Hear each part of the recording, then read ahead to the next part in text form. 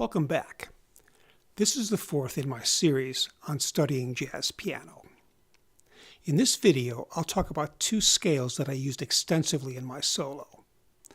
These are fundamentally very simple concepts, so they can be understood at the beginner level, but they're also infinitely variable, so a player can continue to grow with them throughout their entire career. Their power rests in their ability to maintain the groove without strain at any tempo while perfectly expressing the harmony. Let's take a look at the first 16 bars of my solo.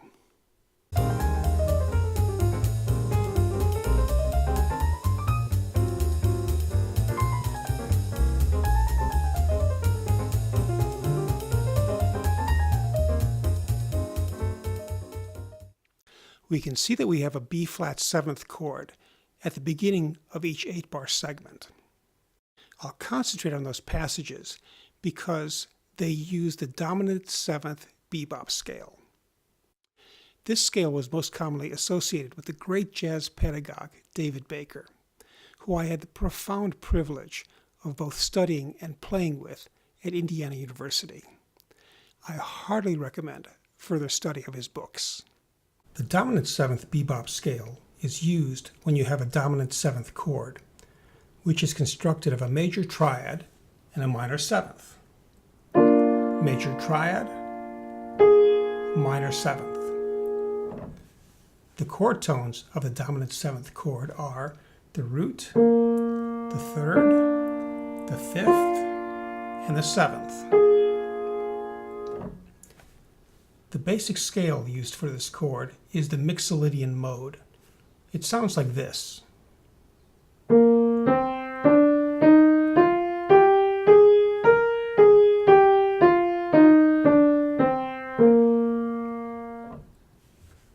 But there's a problem with this mode and any scale that has an odd number of members.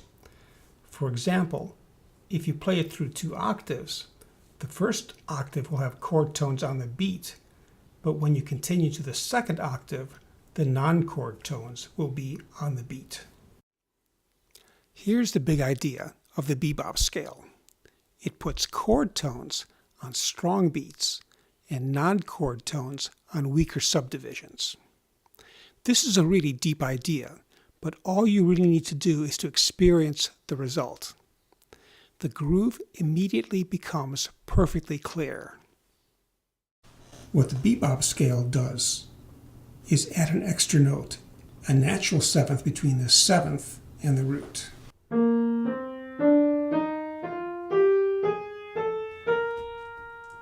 Now, when you play the scale in 8th notes, you can see that the 2nd octave has chord tones on the beat.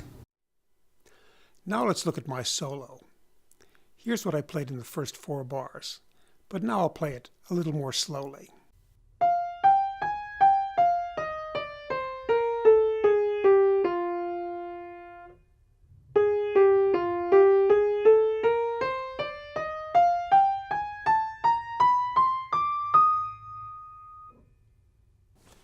Can you see and hear the bebop scale? Here's a more explicit score with a map of the logic of the phrase. What I did was start the scale from the 5th and ascend,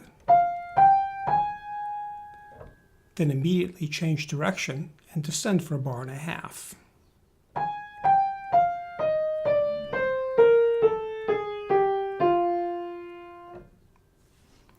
Now let's look at the end of that phrase, the second 2 bars.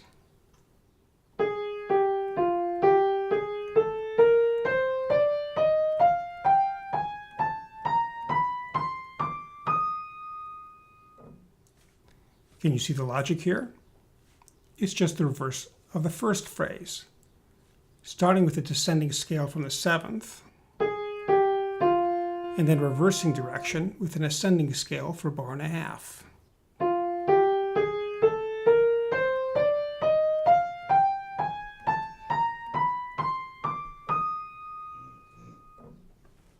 Now let's look at the second phrase. Really, it's just the same pattern, but starting on a higher chord tone. Here's the first 2 bars. Starting on the 7th and ascending, and then descending for a bar and a half.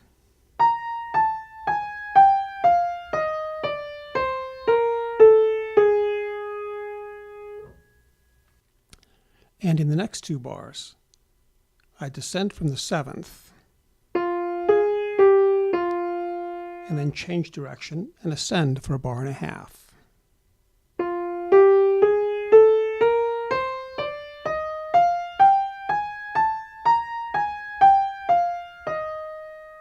If you're a classical player and you'd like to incorporate the bebop scale into your practicing, you'll quickly discover that the traditional fingering doesn't work.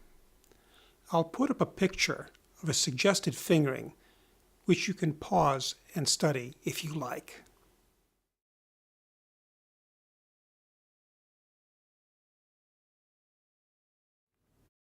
Another scale that's used extensively in my solo is the pentatonic scale.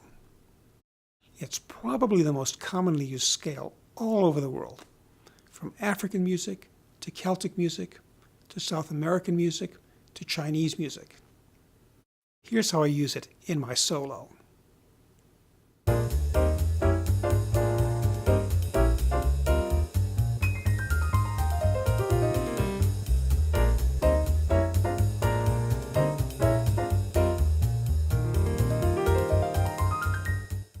The pentatonic scale has only 5 notes in it, and it has gaps between the 3rd and 4th notes and between the 5th and the root.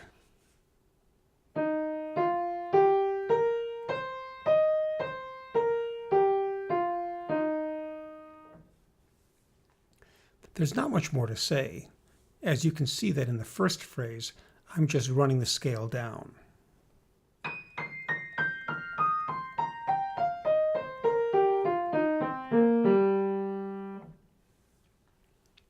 And in the second phrase, I'm just ascending the pure scale.